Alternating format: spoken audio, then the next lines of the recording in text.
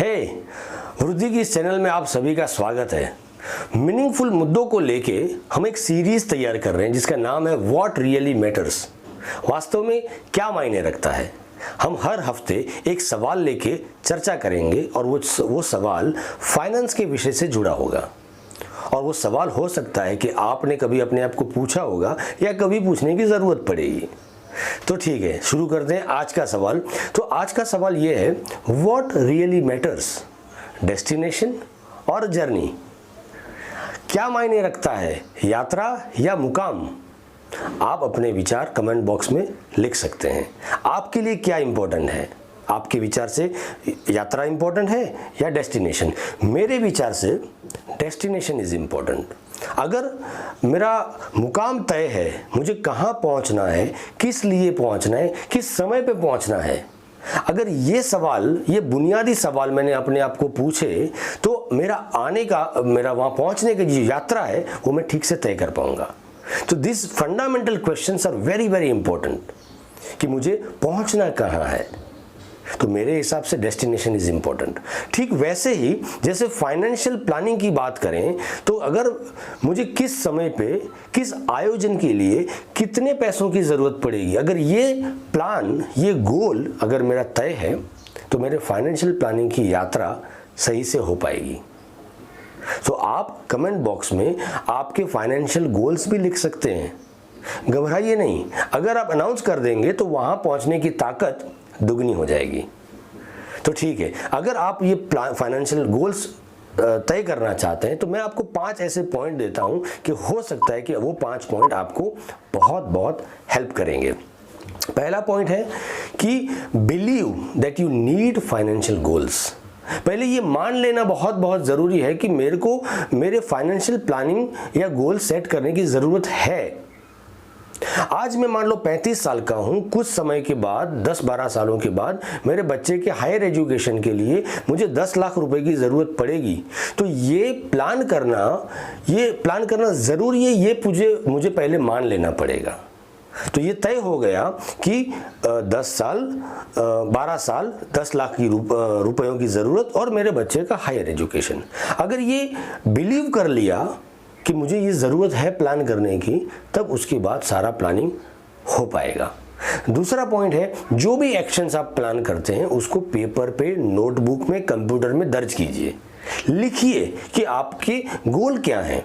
और ये लिखने के समय, ये पूरा प्लानिंग करने के समय पे अपने फैमिली को, अपने परिवार के सारे मेंबर को साथ में लीजिए। आपके गोल्स, आपके वाइफ के गोल्स, आपके बच्चों के गोल्स भी अगर साथ में होंगे तब ये पूरा फाइनेंशियल प्लानिंग सही से हो पाएगा। और जब सब साथ में मिलके सफ़र करेंगे तो डेस्टिनेशन पे पहुंचने की मज़ा ही कुछ और होगी। तो तीसरा point, your goal is your goal. जो आपके लक्ष्य हैं वो आपके लक्ष्य हैं। तो आपको किसी को कॉपी नहीं करना है और आपको किसी को फॉलो भी नहीं करना है। हो सकता है आपके दोस्त ने ये लिखा हो कि 3 साल के बाद उसको एक कार की ज़रूरत है और उसने वो फाइनेंशियल गोल्स में लिखा है कार, और आपने नहीं लिखा है। तो आपके गोल और उनके गोल को कंपेयर करके आप अपने आप को नीचा मत दिखाइए। और वैसे ही हम अहंकार में आके मेरे गोल सबसे सही होंगे, ऐसा भी नहीं होना चाहिए। तो ये जो बैलेंस बने रहना बहुत ज़रूरी है। तो आपके गोल्स आपके लिए बहुत अहम रखते हैं। आपको किसी के गोल्स के साथ कंपेयर नहीं करना है। चौथा point, think twice, take advice. हमें बार बार ये सोचना है, प्लान करना है, हम वो प्लानिंग को जांच लेंगे और हो सकता है कि वो विषय में हमारी समझ अगर कम है तो हम उस एक्सपर्ट की राय ले लें। संगीत सीखना होता है तो मास्टर के पास जाते हैं, अगर हमें दवाई खरीदनी होती है तो हम डॉक्टर के पास जाते हैं, लीगल एडवाइस के लिए हम एडवोकेट के पास जाते हैं। तो हम ऐसे विषयों के लिए एक्सपर्ट के पास जाते हैं। तो अगर फाइनेंस के विषय में अगर हमारी समझ कम है, वो हम ठीक से तय नहीं कर पा रहे हैं, तो फाइनेंशियल एडवाइज़र की हेल्प लेना ज़रूरी है, वो आवश्यक है। 5वां और आखिरी पॉइंट है, right now is the right time. मैंने कई बार ये देखा है कि लोग ये प्लानिंग करने में बहुत डिले करते हैं कि अभी तो मैं 35 का हूँ, मुझे रिटायरमेंट प्लानिंग करने के लिए बहुत समय बाकी है। लेकिन दोस्तों, जितना आप डिले करेंगे उतना समय कम हो जाएगा। तो फाइनेंशियल प्लानिंग में टाइम और मनी, ये दोनों का रिलेशन बहुत अहम है। अगर आपके पास समय ज़्यादा है तो आप उसको कम पैसों का इंतज़ाम करके आप प्लान कर सकते हो। अगर समय कम है तो दिक्कत हो जाएगी। जैसे हमने एक प्लान किया कि मुझे 10 साल में 12 साल में मुझे हायर एजुकेशन के लिए 10 लाख रुपए की ज़रूरत है। अगर मेरे पास ये 12 साल का समय है तो मैं एक अलग तरीके से प्लान कर पाऊंगा, और वही समय अगर मेरे पास सिर्फ 6 साल का है या 5 साल का है या 3 साल का है तो ये पैसों का इंतज़ाम करने दिक्कत हो जाएगी।